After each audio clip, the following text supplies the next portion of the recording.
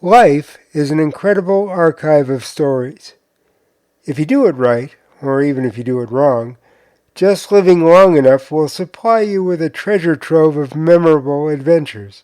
The following memories take place over many decades, so settle in with a cold one and let me tell you a story. When I wore the clothes of a much younger man, I never thought fashion would change. I barreled through life as if time was something for my elders to worry about. It gave me a false sense of invincibility that proved to be a mixture of bravado and foolishness. I didn't move in a straight line. I zigzagged from left to right and slowed down whenever something felt right. I was never a fan of duck and cover, a method of survival I had learned in grade school, where hiding under a plywood desk was guaranteed to keep me from being vaporized in case of a nuclear attack.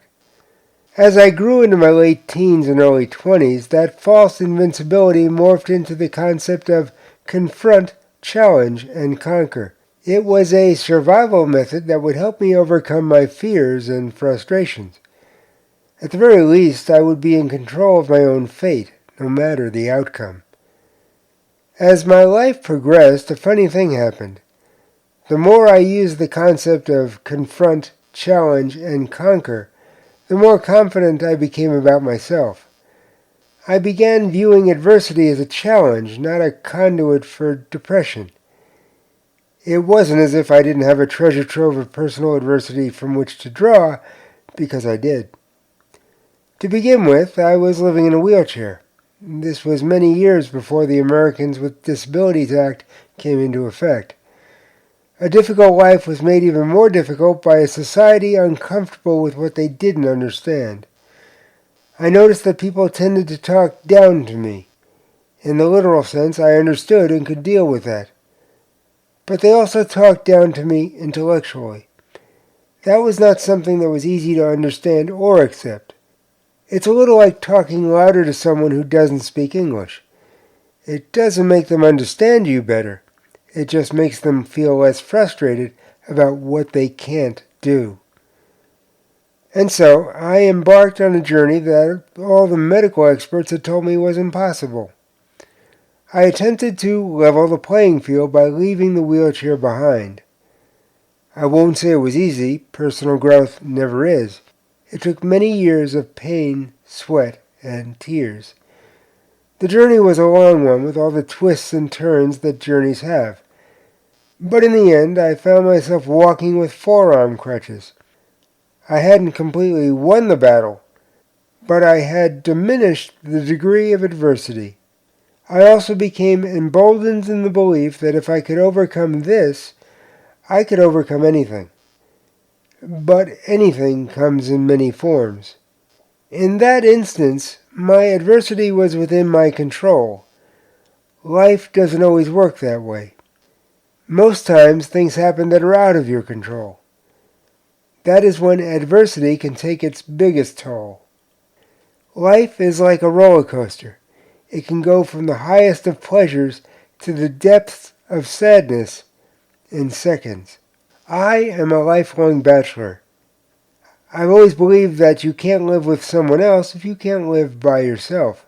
It has been my extreme good fortune to test that theory on several occasions. But it hasn't been a fear of commitment that has kept me from traveling through life with only one person.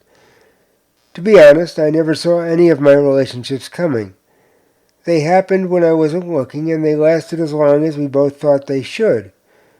I should say that most, but not all of them, ended that way. In The Day I Met an Adult Victim of Child Abuse podcast episode, I talked about a personal relationship that lasted 20 years. It wasn't always the smoothest of relationships. Most relationships weather several bumps in the road. Ours would hit one of those bumps every so often. But through it all, we always trusted, respected, and loved each other.